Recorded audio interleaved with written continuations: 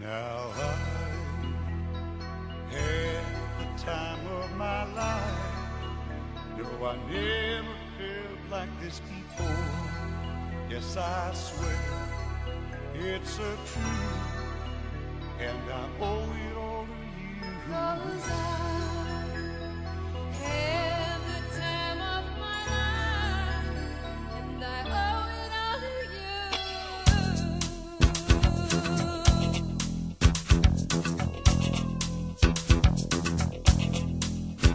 I've been waiting for so long, now I finally found someone to stand by me. We saw the writing on the wall as we felt this magical fantasy. Let me start with his commitment and love for his family. Vic was a devoted husband and father. There was absolutely nothing he wouldn't do for Stephanie and the kids. Steph and Vic were best friends, partners, and soulmates. They knew each other better than they knew themselves. Their 18-year marriage was filled with many blessings, memories, and a whole lot of fun. They laughed with each other, and boy did Stephanie laugh at Vic. Vic adored his honey bunchie so much, and most days, I believe, Stephanie adored Vic. Yes, she had to deal with his childhood friends, the houseboats, the golf trips, and worst, spending their anniversary alone while Vic celebrated his bromance with Mark. The only thing better than Stephanie having Vic as a husband is that Paige and Victor had him as a father. No matter how rough the day was or how long Vic was at work, there was an attitude of gratefulness with his kids. It wasn't the big moments in his life that had the biggest impact. Rather, it was the life in the little moments.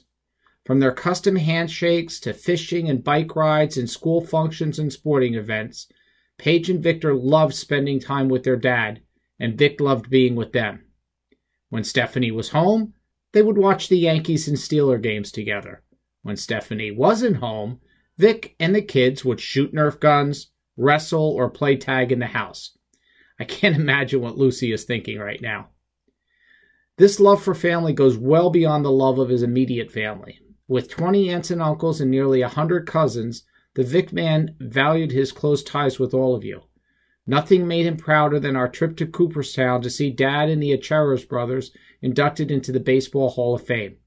Vic was also fortunate to represent the Acerras in Chicago last year when the family was inducted into the National Italian American Sports Hall of Fame. Meeting Mike Piazza, Tommy Lasorda, Boom Boom Mancini, and Bobby Valentine was a thrill of a lifetime. The Vic man was loyal. His faithfulness to the important people in his life could be seen in the way he steadfastly maintained ties with his childhood friends. From the halls of Wolf Hill, Maple Place, and Shore Regional, and the cattails and football games of Blackberry, through the weddings, christenings, holidays, and now wakes and funerals that mark the arc of life, Vic could always be counted on to be there. And when he was not out and about attending functions, Vic was known to host some epic barbecues at 18 Oneida. The Tiki Bar, Ice Luge, and badminton games were just some of the memorable activities guests enjoyed. The generosity he expressed was not always financial, but it was the generosity of his spirit.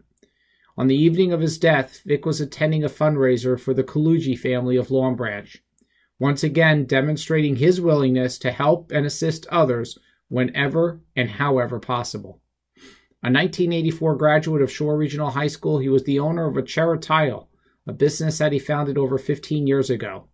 Known for his attention to detail and perfection, he gained a reputation for one of the best local tile guys. He was a longtime member of the Long Branch Elks, where he proudly boasted being on the winning Dart League team more than anyone else. Since his passing, the trophy is now inscribed with Vic Acerra Memorial Dart League Champions. A Pittsburgh Steelers fanatic since the late 70s, Vic was known for his game day dress, face paint, black and gold hair, and Steelers pants and jerseys. He even made the Daily News for one of his outfits. He would never miss a game and was always the loudest fan in the room. He was also a fixture in the Oceanport Softball League, bragging he could catch any ball hit to the outfield. At a very early age, he was unceremoniously given the nickname Poopsie by Mom. His friends and family looked to joke with him about the name, but he carried it with him like a badge of honor. In the mid-70s, Vic gained local fame as one of the best young breakdancers in town. He would carry around that cardboard and put on a show for anyone who would ask. He was seen demonstrating his talents at a wedding as recently as last year.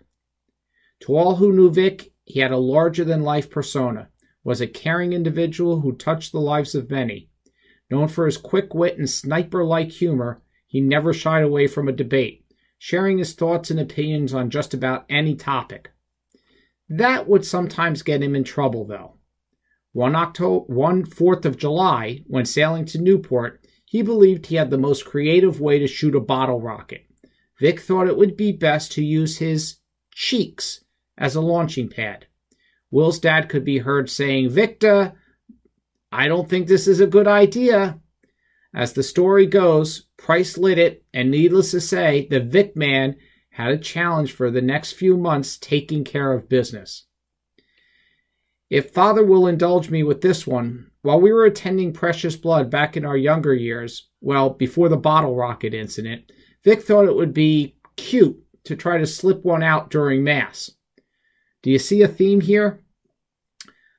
Precious Blood was known to have some very old wooden pews. Parishioners were as quiet as church mice, pun intended, and you guessed it, the Mass had to be interrupted due to the noise, the laughter, and, well, the smell. Though there were only 2 people that can attest to what really happened, this story summarizes the fun we all had with Vic. He was working with our cousin Kenny.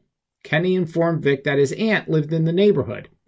No sooner did he say that than there she was, walking down a driveway to the mailbox to get her mail. Vic innocently asked Kenny, "Is that your aunt's house?"